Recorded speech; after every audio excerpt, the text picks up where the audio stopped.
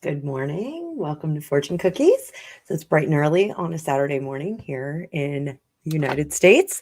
I am wearing my bathrobe because yesterday on Dueling Tarot we were talking about the lack of luxury on American on flights in general. I mean, I'm going to leave the Arab Airlines out of this because they're doing it right.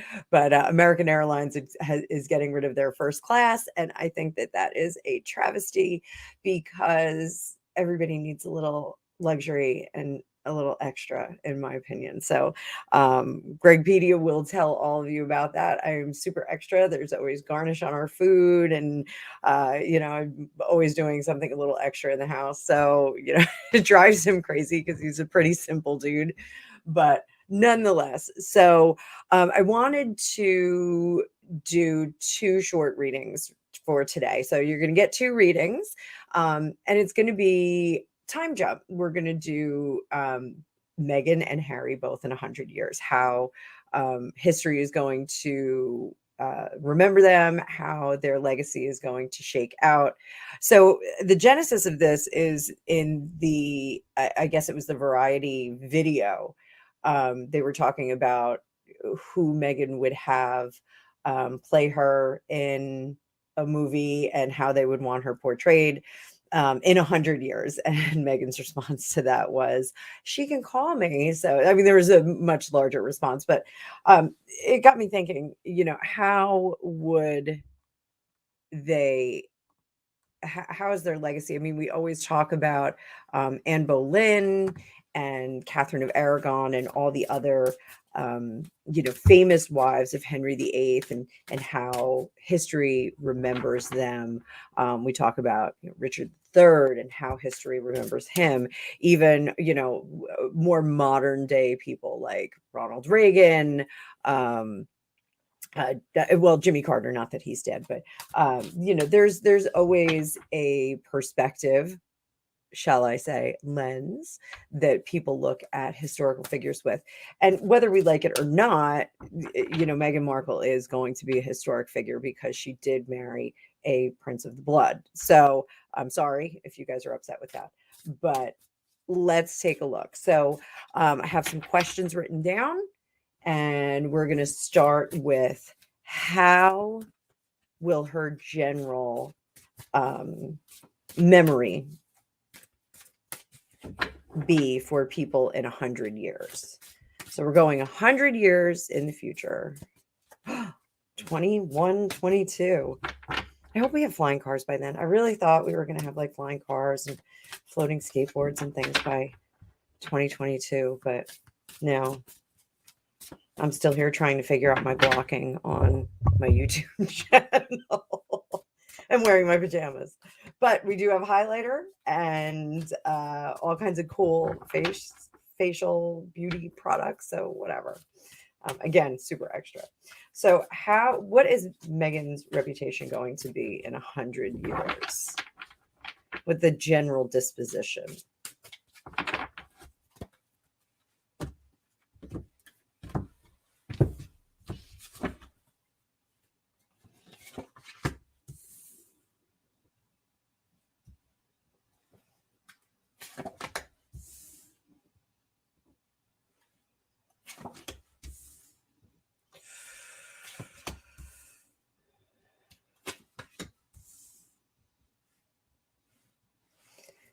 That's not great. Heart of the matter. And under the surface. So what we have is we've got the Magician in reverse, first of all. So people will see her as someone who did not have any power or effect over the things that she wanted to. This Lovers in reverse is very, very decisive. This is someone, or divisive. This is someone who is very divisive in their professional career. So she's going to be seen as a disruptor. I did have some questions. Will she be seen as a feminist liberator, or will she be seen as a royal disruptor? This lends itself to royal disruptor, unfortunately. The judgment card is upright. So the judgment is going to be more universal and more unanimous that she is both of these things. This 10 of Cups moving forward, the 10 of Cups is about the happy family and about good legacy and things that are positive and wonderful. And this, I think, shakes out that the royal family becomes much more viewed in a better light than say her intent. And then we have our 7 of Swords, which is shady business when it's upright, and when it's in the reverse, we have the shadiness is revealed. The shadiness has come out. So I do think that there's going to be more information that will be available. So the textbooks, the histories that we're going to see in 100 years from now are going to represent much more information than I think we'll get in our lifetime. Well, maybe not. I mean, maybe we'll find that out in our lifetime. But the royal family will endure. This is an enduring history. So, I don't think that we have much to worry about that. The foundations that she tried to disrupt, I do think that we're going to see some weakening of the opinion of the royal family. And I think we're seeing that now. I think everyone can agree that, these attacks on say the Prince of Wales and the Princess of Wales, William Prince of Wales and Catherine Princess of Wales. I think the attacks on their family, it does weaken the monarchy somewhat. I think the attacks on Queen Camilla have been disruptive and have tried to weaken the royal family and the legacy of the royal family. And in some respects, I think the power of the royal family, which is very curious because, and we can do a reading on this later, with Liz Truss resigning from prime minister. And, we just had Boris Johnson resign as prime minister. Now we have Liz Truss resigning as prime minister. Apparently it's a job no one wants. I think that having that royal family, having that touchstone of leadership is really important for the United Kingdom right now. So it's just my opinion. Some of you aren't royalists. I know that it's, kind of like a Disneyland for the United Kingdom. I do have fans that say that, it's just not, they're not royalists. So, but curious enough, my former sister-in-law and brother-in-law are decidedly, they live in Scotland, and they're decidedly not royalists. They used to make fun of me all the time because I watched William and Kate's wedding. But they were very upset about the loss of the Queen. So I totally get this. Under the surface, the efforts that she has made, we have this 4 of Swords. It's dead. It is dead in the water. Now, sometimes I read this card as a soldier resting after battle. This is not resting after battle. This is the whole effort is going to be dead. So I think that the facade, the glamour will be ripped off the attempts that she has made. Now, will she still have a fan base moving forward into the future? 100 years in the future, will she have a fan base?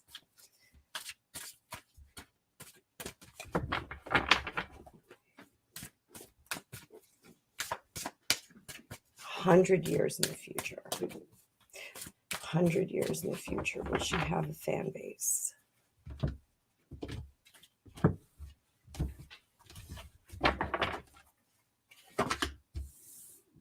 There's that magician in reverse. You saw me shuffle them.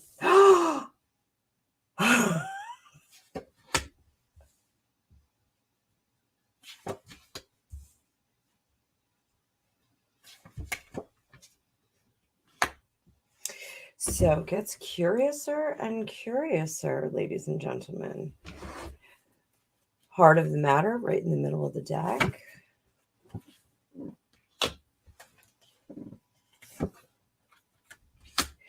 So I think she will have a small fan base, but what I do think is that the majority of the fan base is going to see that this is someone who is, I don't want to say vapid because we had the whole bimbo thing, But this is somebody who just didn't have the goods, like if you're in sales, you can't overpromise. You gotta promise what you can deliver. This is somebody who did not deliver. This is somebody who also disappointed them. There's a departure from the fan base here. There's going to be something, I think, that happens between now and 100 years in the future where she really says the wrong thing or makes the wrong move, or just, is possibly critical of her fans or some demographic or something like that. I think we're going to see something like that. I think, I think she's going to talk about the little people, and it's going to get out. The shakeout for her, justice in reverse. We're going to see very, very negative opinion of her moving into the future 100 years, and she'll be someone who was not powerful. And this one is the most curious of all. We have that Empress in reverse, so this could be about being a bad mother, maybe not being a mother at all. I don't know. Like, we'll have to see. But being a poor mother, it could be a poor leader for the fan base. I mean, I know we call them the sugars.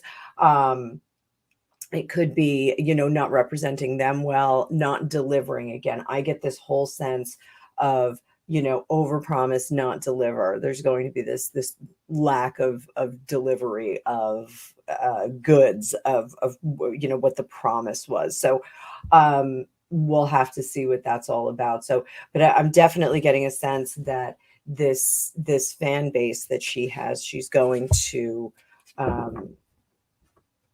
there's going to be some information that comes out. I think she's going to talk some smack, use a 90s phrase. She's going to talk some smack. I think we're going to see that.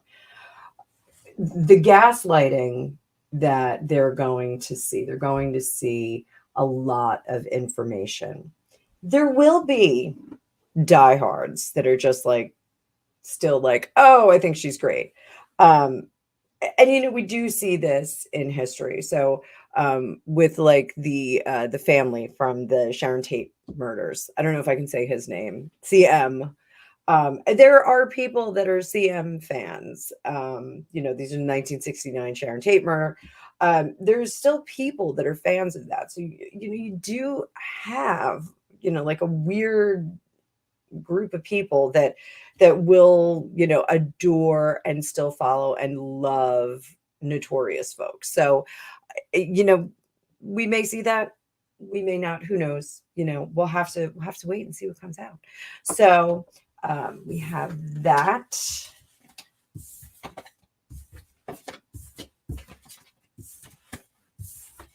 Will she have any kind of legacy as like a feminist liberator, like a feminist? She wants to be this feminist. And I get it. She's allegedly 10 years younger than me.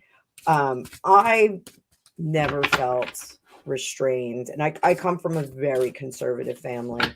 I never felt restrained or restricted. The worst thing that my parents did was tell me I couldn't be a writer because I wouldn't make any money at it.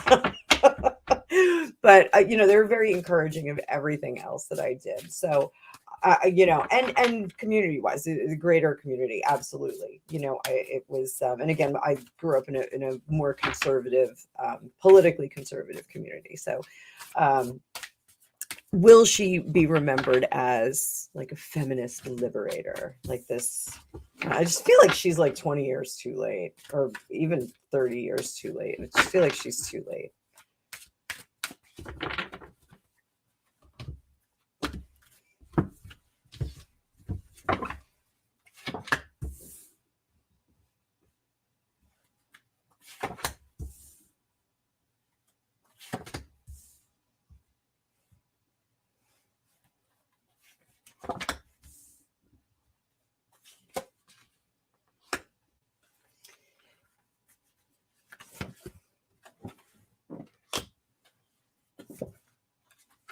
So there are some that are going to celebrate her as an icon of feminism, as someone who did speak out. So, I have a feeling that there's going to be some more information that comes out. I think eventually we're going to see her turn against this storybook marriage that she has. I think we're going to hear some negative things. If she doesn't, if she clings to the sinking ship like a rat, and I think we'll see something different. But I think she'll just be constantly in bliss and like we're in our honeymoon period. But I think if the marriage does go south, I think we're going to hear her talk very, very poorly about Harry and about the family and about how Harry treated her. I think we're going to see that. And I've been saying that for a while.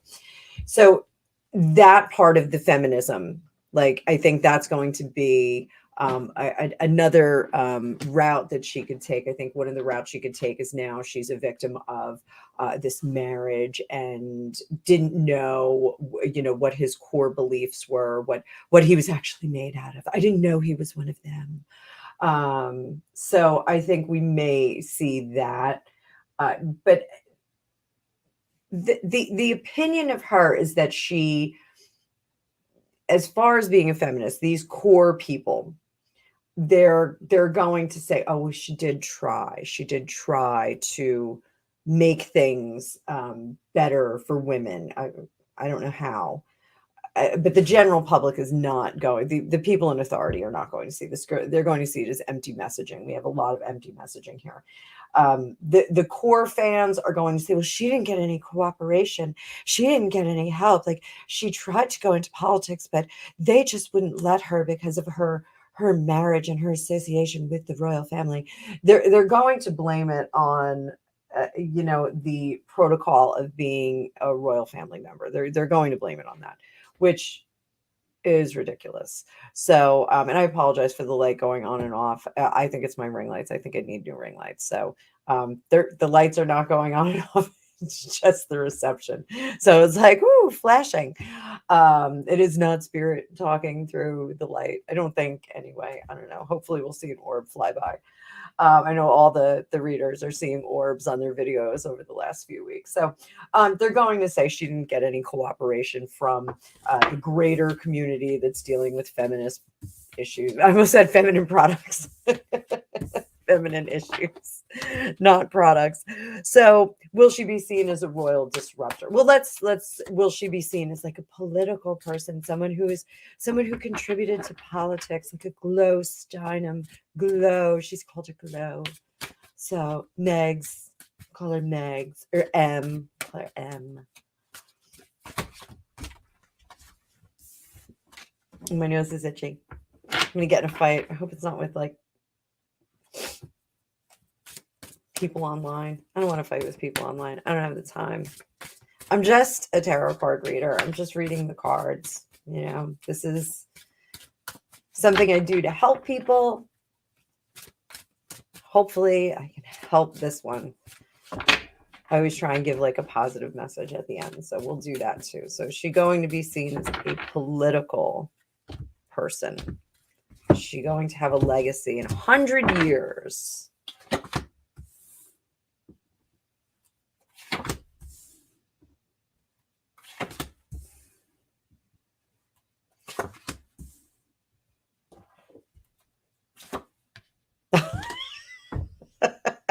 I got really hopeful when I saw these cards. I was like, oh, this is kind of good. Like, people are going to see it, things from her perspective, and, creating new foundations, having a really loud voice and trying to get things done. But then things just crash and burn.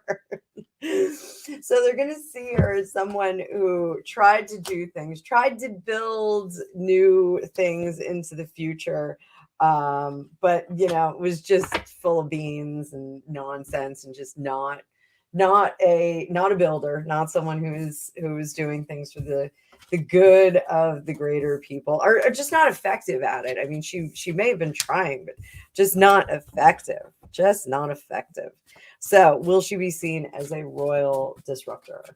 Just as a royal disruptor? Is that her legacy? Is that what we see in the future? Is she just a royal disruptor.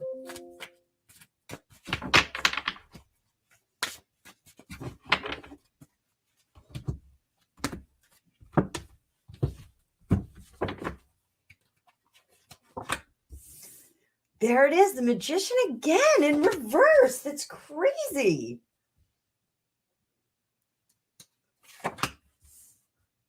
Three times.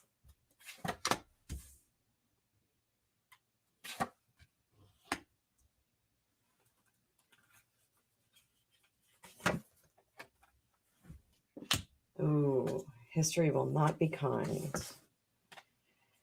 Oh, it will not be kind. Not be kind. So we have again our Magician in reverse. So this is somebody who did not have the goods, somebody who did not have the ability. And then we have that Seven of Swords in reverse, and that is shadiness revealed. All the machinations behind the scene are revealed. And then there's this huge departure from her.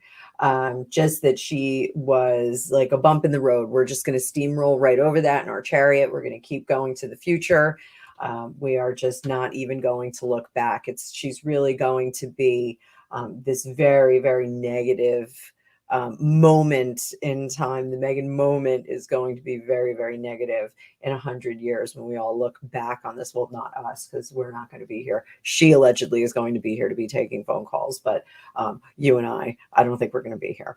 Well, maybe next lifetime. Maybe we'll be there in a next lifetime. So it is not going to be a joyful remembrance of her as a royal participant. And then we have somebody who is bereft. So, those of you that follow my channel know that I was a Russian history minor. I was a history minor at university, and I did a concentration on pre and post-revolutionary Russian history. I loved the Russian imperial family just because it was one of the most opulent, again, me being extra, one of the most opulent courts in Europe.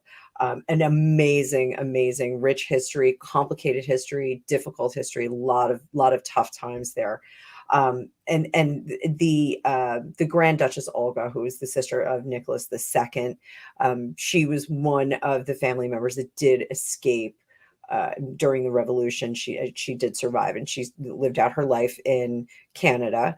And sadly, she died in an apartment over a shop. Like, really a very, very humble end to this amazing Grand Duchess, who she was actually pretty cool. Grand Duchess Olga, if you guys want to look her up, she was kind of the rogue Grand Duchess. She would take Nicholas and the Emperor and the Empress's daughters, Atma, Olga, Tatiana, Maria, and Anastasia.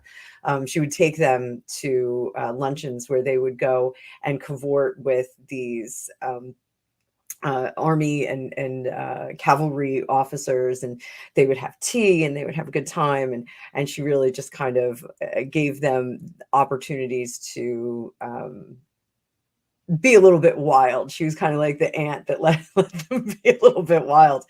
But it's so sad that she, had a very, very normal old age. It was very sad. And it feels kind of this way. There's the kind of this for Meghan, and I think Olga was much more happier in her older years. The Grand Duchess, I think she's much happier in her older years. I think there, of course, was sadness because she lost most of her family, but I don't think that there was, the kind of regret that we're going to see from Meghan here. I think it's going to be very sad. And I think the complaining is going to continue throughout her life, partially because she's going to say that history is not giving her a fair shake. History is not seeing her. It's, me, you can't see, no one gave me a fair shot. I'd actually dated a guy who was like, nobody ever gave me a chance. Well, dude, you're freaking 37 and you just haven't done anything with your life. So yeah, nobody gave you a chance. You didn't do anything for yourself. It's going to be one of those situations. And certainly we're going to see a future that is a little bit bleak. I hate to say it. So what can she do if this is our future at the moment that we're at right now? What can she do to rectify that? What can I do to rectify this lighting? have to change this lighting. I think I need just like one big light. So maybe I'll ask Regopedia for that for Christmas. Well, it has like huge lights inside. I have a whole bunch of ring lights right now. I just want one huge one instead of a whole bunch. So flash, flash. What can Meghan do to soften this?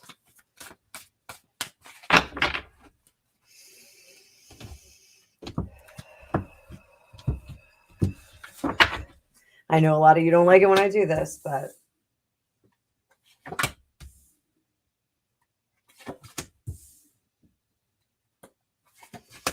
some of you don't want me to give positive information.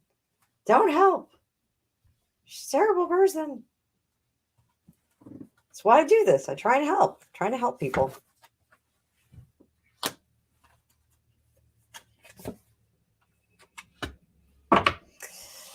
So the first thing is stop talking.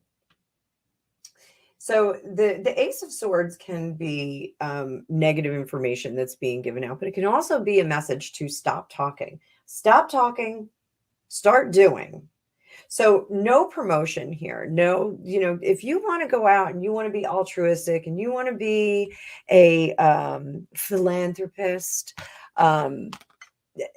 stop doing things. Stop talking about doing things. Go and do them. If someone sees you, one of the cool things, like when I lived in Los Angeles, the Blair Witch movie came out. And I remember hearing about it from a few of our friends. We had gone out to dinner, my ex-husband and I, and they had said, "Oh, we got to go see this movie, The Blair Witch. Like, it's amazing. It's found footage. It's so spooky. It's like this really scary story." They were telling me it was, from back east where I was from, and I was like, I never heard anything about this. Like, so it really was very, very intriguing. So a bunch of us, we had gone to the movie together. After we went to go see the movie, we found out that the friends that had taken us out to dinner and had told us about this, they were part of that grassroots rumor promotion of the movie. They were actually part of the promotion team for it. And I was like, oh, that's so cool. It was like really a neat idea to go out and promote this movie by word of mouth. First of all, it's basically free. I mean, they did pay them a little bit, a small stipend, but, once they had told, it was like, I don't know, what was it? The herbal essences. They'd tell two friends and so on and so on and so on, the hair commercial.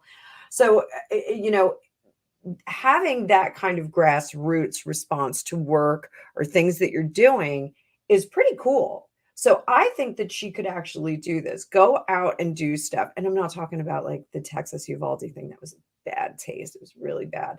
But just go to your kids' events at school and like meet some of the parents that they're going to start to talk. They're going to start to tell their friends, stop being so weird about your presentation. Stop being so, secretive. Oh, security.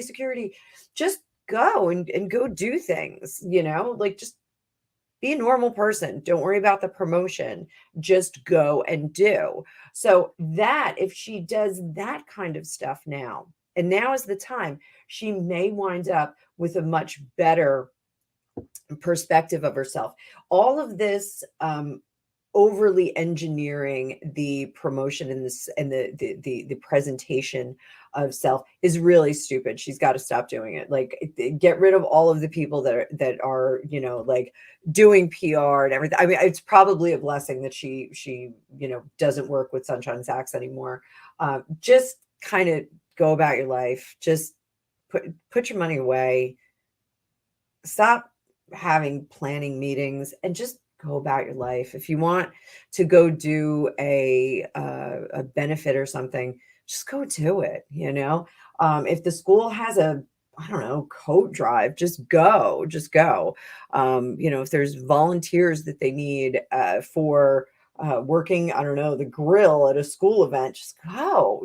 Like, stop like calling your PR team or like, it's having press releases. Like, you don't need to do this. Certainly stop doing variety interviews where you're talking and promoting yourself, because nobody wants to hear you. I'm sorry, I just said it. So, there's there's a thing about being under promoted in Hollywood and people will forget about you. But then there's another thing about being oversaturated and having too much information about that. And curiously enough, Paris Hilton is a master at this. Paris Hilton will disappear for a few years at a time. You hear nothing about her. Maybe there's like a little squeak here and there, but then all of a sudden she comes back. We just saw this with her getting married. She was doing the DJ circuit for a while, and we saw her out there, and it was like, wow, like she's a DJ and she's getting $1 million a gig, and it's so cool. But then we didn't hear anything. And then all of a sudden she's with this dude and she's getting married and she's wearing 10 different dresses or something absurd like that. I stood up and paid attention. I want to see Paris Hilton in 10 different dresses, and they were all fabulous. And she looked amazing. And it was super cool. Like I thought it was great. So something like that, getting rid of all of this promotion and machination is going to be to her benefit. So she should do that. That's going to restore some of her legacy here. It's never going to be restored all the way. The damage is done. We've got our 10 of wands underneath. She just went too far. In the words of what was his name? Dark Helmet, Lord Helmet in Spaceballs. She went the plaid. She's gone too much. They've gone too far. They've said too many things. The tear at the Queen's funeral, like, oh my God. And now she's doing all the self-promotion after. They're trying to, backtrack everything that they said in the book and the Netflix series. Like, it's just too far gone. So moving forward, she can maybe try and soften some of that. I don't know if it's going to work, but she might be able to soften some of it. So the advice is, and you guys will love this, go away, stop promoting yourself, stop talking about yourself, stop trying to make fetch happen. It just really is kind of the end of the end. So I was hoping it would be a little bit more positive, but nonetheless, so I hope you guys enjoyed this. If it's your first time here, welcome. Please like, share, and subscribe. If you're a repeat offender, thank you so much for being here. I'm still working on this blocking. I'm still trying to get my situation all set up here in my still temporary office while I'm not working on my she shed. But thank you so much. It's my favorite part of the day. Obviously, I'm in my bathrobe and just rolled out of bed, threw some makeup on so I didn't scare anybody. I know it's Halloween month, but I do have makeup on. I have to put makeup on. I'm too old to not wear makeup. But I thank you all for being here. Again, this is part 1. I'm going to have part 2 a little bit later today, and we'll do Harry. We'll see how Harry's legacy is going to be as well. So thank you so much. Again, please like, share, and subscribe, and I will see you all soon. Oh, and if you want your own private reading, there's a description down below, or a link down below in the description where you can get your own private reading with me. I also do live readings on Wednesday nights at 7 o'clock New York time. I almost said California time. Oh my God. 7 o'clock New York time. And I am going to try to implement a 2-hour block on the weekends during the day. I can't do it this weekend. I don't think. I may do it tomorrow. I have to do some coaching tomorrow, but I will try and do it so that I can get my British fans, they can get their live readings as well. I know Friday nights is a little or Wednesday nights is a little tricky for them. So I hope to see you all soon. See you in part 2. Please comment below and tell me what you think about all this. Tell me what you think Meghan's going to be remembered like in 100 years. Give me an idea of what your thoughts are. So I'll see y'all soon. Bye.